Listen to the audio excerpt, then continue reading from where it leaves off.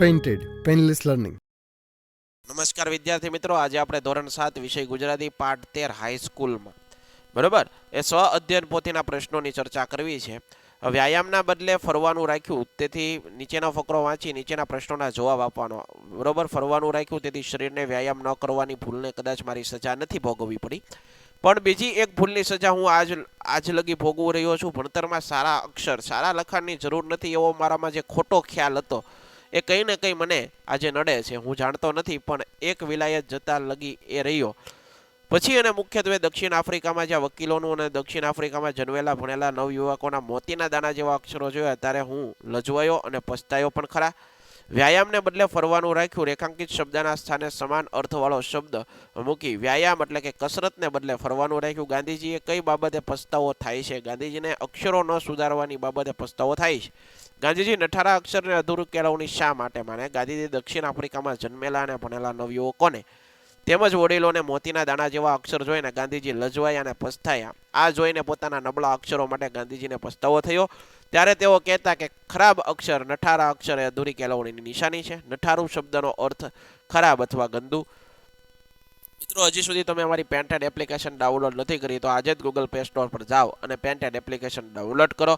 એની અંદર તમને દરેક વિષયના સ્વાધ્યાય પોથી, એકમ કસોટી, સ્વ અધ્યયન પોથીના સોલ્યુશન સાથેના વિડીયો, તમામ વિષયના ડીપલી વિડીયો લેક્ચર, ધોરણ 9-10ના વિદ્યાર્થીઓ માટે લાઈવ વિડીયો લેક્ચર, દરેક વિષયની વિષયવાઇઝ પીડીએફ. ભાવનગર ખાતે જો તમે વસવાટ કરતા હો તેના માટે ધોરણ 8થી 12ના તમામ વિષયોનું કોચિંગ પૂરું પાડતી coaching institute alpha academy Bhavnagar ખાતે કાર્યરત છે. એમાં જોડાઈ શકો, એનો સંપર્ક કરી શકો. યુટ્યુબની અંદર તમને અમારા વિડીયો જો ગમતા હોય તો તમે અમારા યુટ્યુબ ચેનલ છે, પેન્ટેડ યુટ્યુબ ચેનલ છે, એનો સંપર્ક કરો. બરોબર છે, સબસ્ક્રાઇબ કરી લો, તમારા મિત્રોને શેર કરો અને વિડીયો ગમતા હોય તો લાઈક કરો. તમે તમારા જીવનની યાદગાર ક્ષણો કેવી રીતે સાચવો? હું મારા જીવનની યાદગાર ક્ષણો ફોટા પાડીને મોબાઈલમાં સાચવું, કેમ કે જૂની યાદો યાદ આવતા ફોટા સરળતાથી જોઈ શકાય અને અત્યારે ઇન્ટરનેટનો યુગ છે, એ જૂની યાદો અન્યને પણ મોકલી શકીએ છીએ. તમારી એક દિવસની દિનચર્યા: હું રોજ સવારે 6 વાગે ઉઠું, દાંતન કરીને નાવા જાઉં, 7 વાગે નિત્યક્રમ પતાવીને ચા નાસ્તો કરીને ખેતરમાં ચા નાસ્તો લઈને જાઉં છું. ઘરે આવીને 7:30 વાગે લેસન કરવા બેસું, 8:30 થી 9:30 મમ્મીને ઘરકામમાં મદદ કરું, 10 વાગે સવારનું ભોજન લઈ 10:30 વાગે શાળાએ જાઉં છું, 5:30 વાગે શાળાએથી આવીને હું પાછો નાસ્તો પાણી કરી અને મિત્રો સાથે રમવા જાઉં, 7:30 વાગે રાત્રિનું ભોજન લઉં અને 8 થી 10 વાગ્યા સુધી ટીવી જોઉં અને પછી 10 વાગે હું સૂઈ જાઉં છું.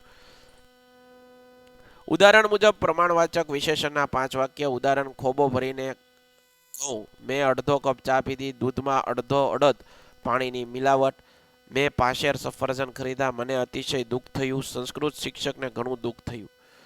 નીચેના ફકરામાંથી રેખાંકિત શબ્દોના શબ્દકોશમાં ગ્રફો જે તમને દર્શાવ્યા જોઈ શકો. તમને ખબર હોય એવી 5 આત્મકથાના નામ. સત્યના પ્રયોગો જે ગાંધીજી વિશે. અગનપંખ જે ડોક્ટર અબ્દુલ કલામ, એપીજે અબ્દુલ કલામ છે, એના જીવન ઉપર આખી આત્મકથા લખાયેલી છે.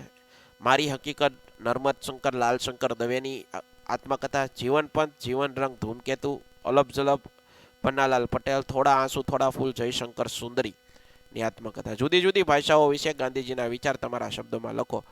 ગાંધીજી માનતા હતા કે ઉચ્ચ શિક્ષણ ક્રમમાં માતૃભાષા ઉપરાંત રાષ્ટ્રભાષા હિન્દી, સંસ્કૃત, અરબી, ફારસી, અંગ્રેજી ભાષાને પણ સ્થાન આપવું જોઈએ. ભાષા પદ્ધતિસર શીખવામાં આવે તો બધી ભાષાઓ બોજરૂપ નહીં લાગે. એક ભાષાને શાસ્ત્રીય પદ્ધતિથી શીખવામાં આવે તો બીજી ભાષાનું જ્ઞાન સુલભ થઈ જાય.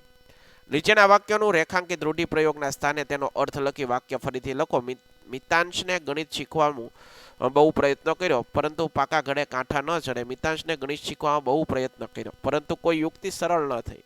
તેણે એક જ વાર વાંચ્યું અને એને ગેડ બેસી ગઈ. એક જ વાર વાંચ્યું અને એને ખબર પડી ગઈ. આશા રાખું મિત્રો તમને આ સોલ્યુશન ગમ્યું હશે. ફરીવાર નવા વિડીયો સાથે મળશું. ત્યાં સુધી જય હિન્દ, જય ભારત. Painted painless learning.